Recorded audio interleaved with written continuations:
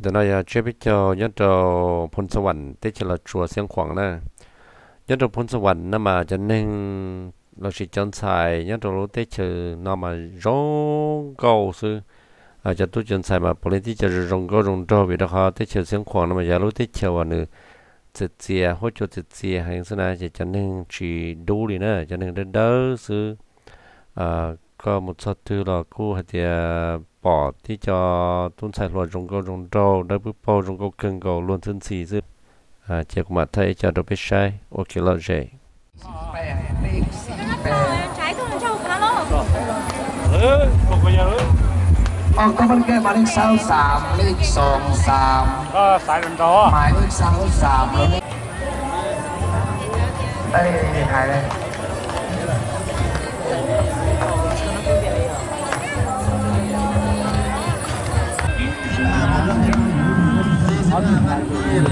đem chiếc hàng hay được đây là một tháo về việc sao hàng vẫn nhịp được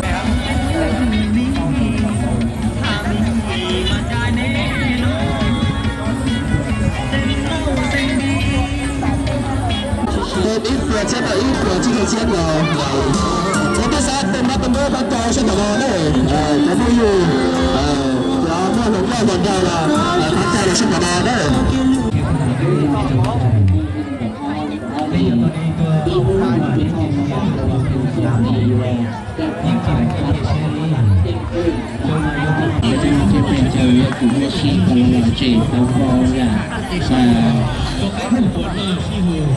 ya kosher lo ya itu kalau dia mobil si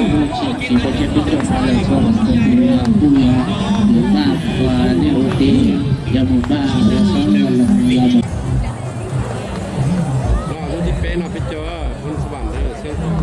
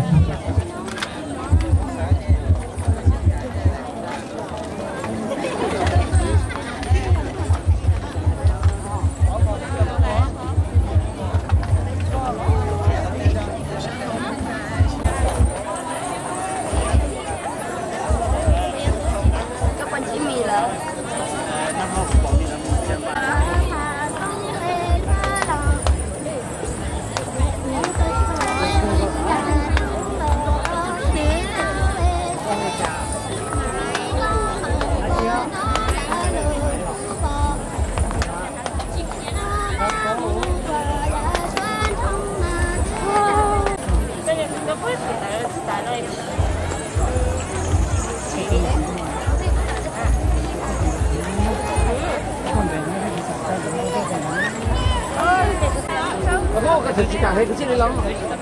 các chị cảm không thấy chết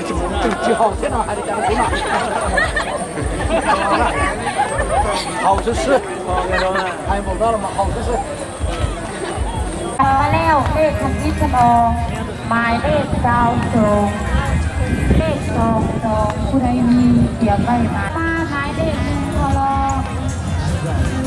ยังไม่เข้าใจว่าเจ้าตาเชียร์3ตัวด้วย3ตัวภายในใบเดียวแล้วก็